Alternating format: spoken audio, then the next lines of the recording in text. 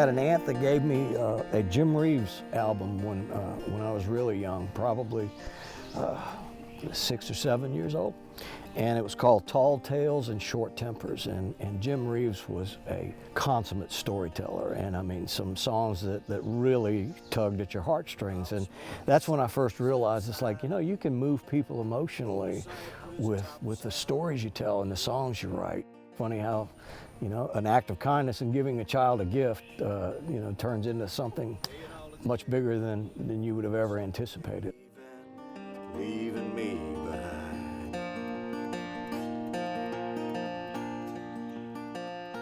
Music's always been a big part of my life. From the time I was a little kid, my mother would wake up every morning at 5 o'clock, and the first thing that she would do is turn the radio on. And so we grew up with music constantly playing. My godfather had an old beat-up guitar. It was cracked in the back. The machine heads didn't work. It had only 3 strings, and I asked him if I could have it because they were getting ready to throw it out, and he gave it to me. And I would play along with 3 strings, completely out of tune, but I guess I kind of learned to play rhythm on it a little bit, at least beat the out-of-tune strings to the rhythm of songs, and that's kind of how I got started.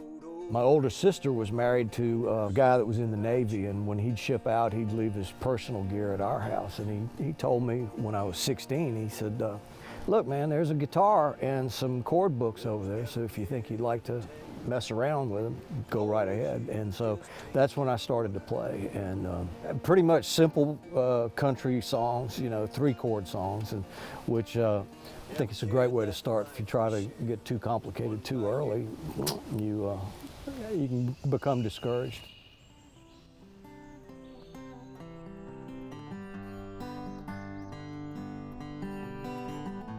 I grew up kind of on a farm, like it was 5 acres, and we had horses and cows and stuff like that. So I did sports in high school for a while till I discovered I was better at talking, and then I joined the debate team and did that. Got a degree in speech education and got a master's degree in communication, and taught for a year. I was hired as an instructor and the debate coach.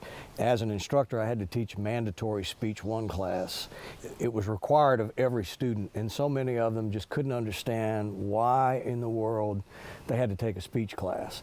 And I think I was kind of young and immature, and so rather than thinking of ways to motivate them and explain to them the value of the course, I kind of resented that they didn't want to be in my classroom listening. So it disillusioned me. Plus, you know, my wife had this suggestion. She goes, you know, you love debate, go to law school. It's real world debate. And so that's what I did. And practiced law since 1983. And then in 2012, I had some health issues and decided to give up litigation. So after that, all I've done in the law field is mediation, which is you assist parties in negotiating a settlement of a dispute. And it kind of agrees more with my spirit. I mean, I loved being an adversary and being in the courtroom, but rounding out my career as a peacemaker kind of just feels more natural for me. We're at Chicot State Park, and it is a beautiful setting. About, I guess it's 11 years ago now, a songwriter friend of mine and I were having lunch and lamenting the fact that we just didn't have time to write. Lives were too busy, and I said, you know, the only way to fix that is by choosing to fix it. So why don't we just set aside a weekend and get a cabin and go sit down and write some songs? And he agreed, and then we're sitting there still at the same lunch, and it's like, why would we just limit it to us? Let's, all of our songwriting friends, let's tell them about it, and let's do something. So the first year we did it was here at Chicot, and we called it a Songwriters Retreat. What we explained to people was, we want to just get in a setting where you make the time to write songs. It was pretty unstructured. We eat on Friday evening after everybody got settled in, and then sit around the campfire and swap songs, you know. And then the next day, we wanted it to be unstructured, because why tell people to take time to write music and then put them on a schedule when they get here?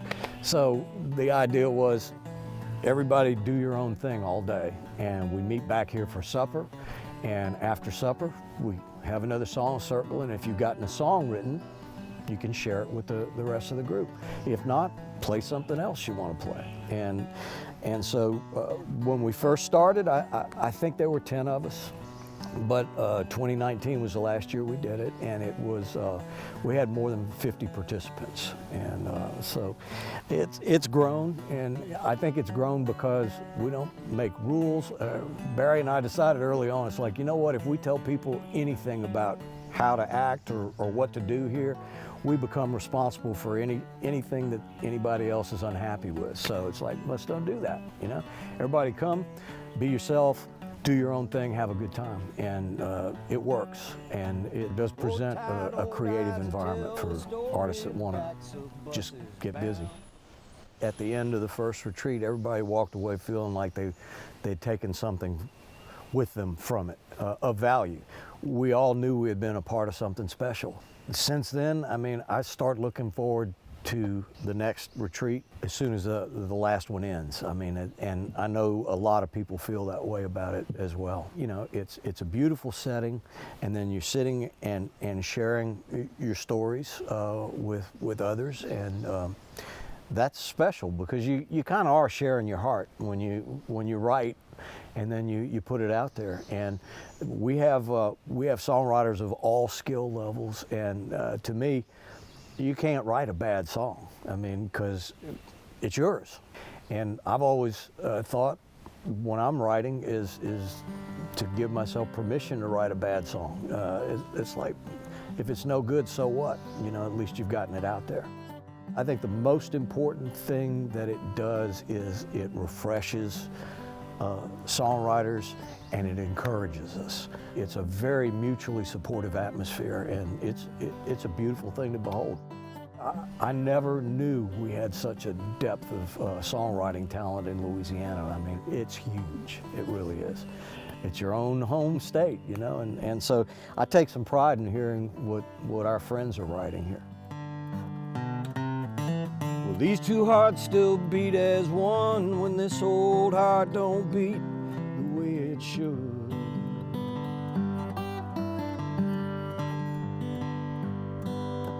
Well, promises we made as kids still hold when they're having to hold on. I've been married to the same wonderful girl for 43 years and have had a happy life.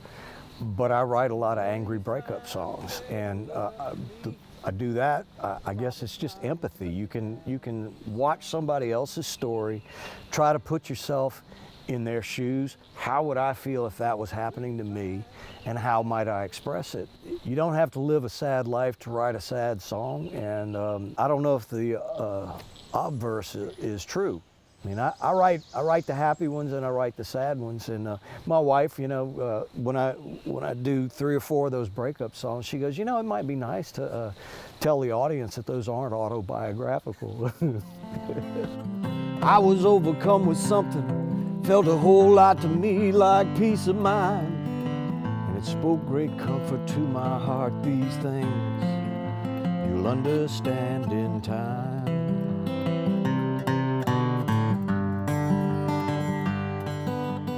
Guy Clark, I was a Jerry Jeff Walker fan, and matter of fact, can I do this?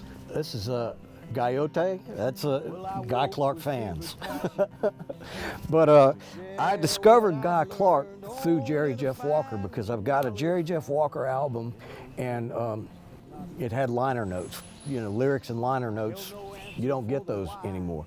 But in the liner notes, there was a picture of Jerry Jeff and his wife Susan, and this other guy and his wife. And it was Guy Clark and Susanna Clark. There was a song called Like a Coat from the Cold, and Guy had written it as a wedding present to Jerry Jeff and Susan. And that's when I first heard of Guy Clark. And after that, I was hooked. I wanted to hear everything he'd ever written, and so he was a huge influence. Some of the most beautiful songs I've ever heard are the simplest. Just simple thoughts directly and honestly put. Oh, well, I wonder where he goes when he wanders. Is it a place he truly longs to be? Or a land of troubled water, drawn there by old memories? I try not to be preachy in my songwriting, you know, telling people what they should think or what they should be doing or whatever, because I got enough trouble being me than telling other people how they ought to be them. If someone takes or has a completely different take on a song, number one, I'm honored that they've listened to it and formed a thought about what it is I might have been trying to say. And if they internalize it and it means something to them that becomes of value to them, wonderful. If it just flows past them and they go, oh, that was cute or whatever, that's cool too, as long as they're listening.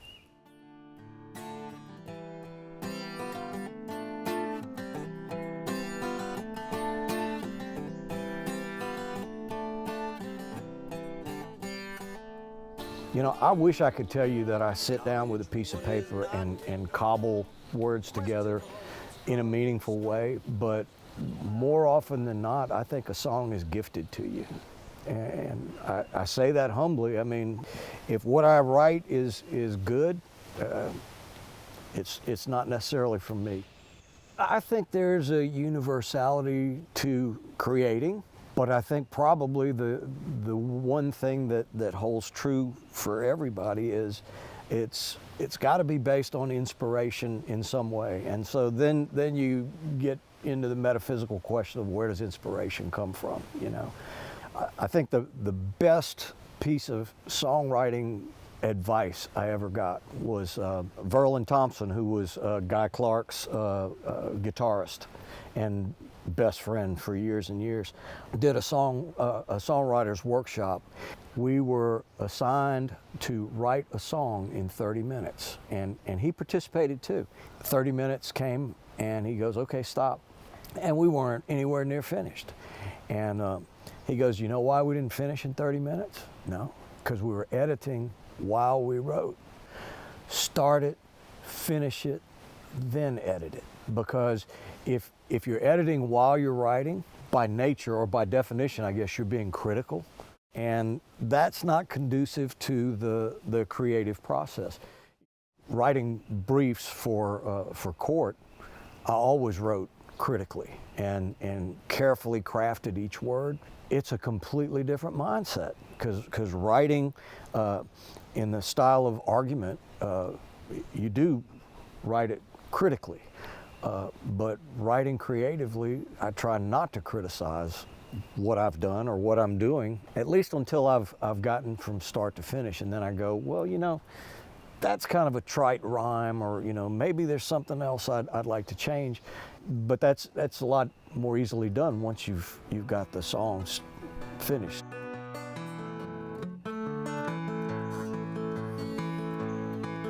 Oh, as I've grown older, I've grown more fond of horizons I cannot see beyond. Just a brand new adventure, wonder how I will respond. I can't wait, we'll just have to wait and see.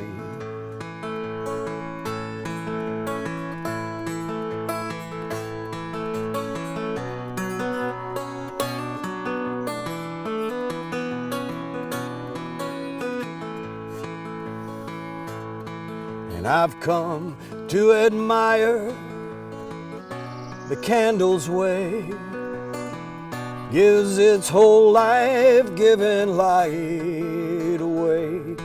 It just does what it does, and it does it every single day.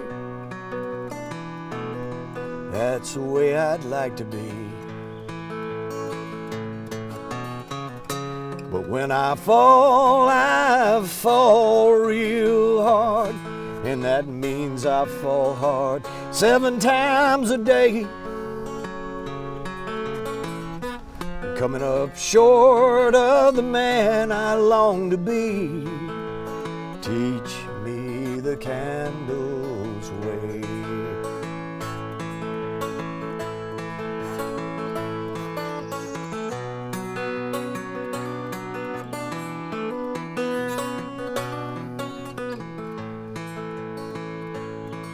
Just to rest within the will of God, that's what I've come to choose.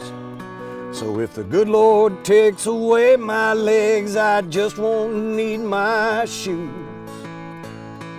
And the less that I've got just means the less I've got to lose. Teach me the candle's way. 'Cause when I fall, oh, I fall real hard. And that means I fall hard 7 times a day. Coming up short of the man I long to be. Teach me the candle's way. Teach me the candle's way.